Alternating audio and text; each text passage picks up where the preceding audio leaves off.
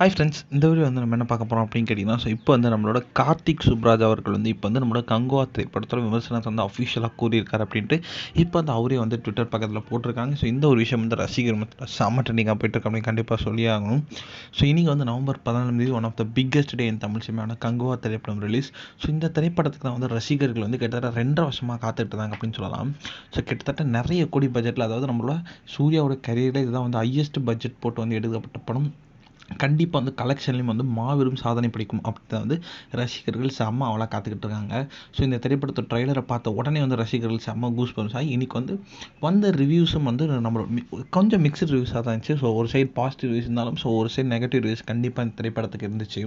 So என்னதான் வந்து இந்த திரைப்படத்துக்கு நெகட்டிவ் ரிவ்யூஸ் இருந்தாலும் வந்து முக்கால்வாசி பேர் வந்து இந்த திரைப்படத்துக்கு பாசிட்டிவ் ரிவ்யூஸ் மட்டும் தான் கொடுத்துட்ருக்காங்க. ஸோ அதனாலே வந்து இந்த திரைப்படத்தை வந்து ரசிகர்களுக்கான ஆவலாக காத்துக்கிட்டு இருக்காங்க.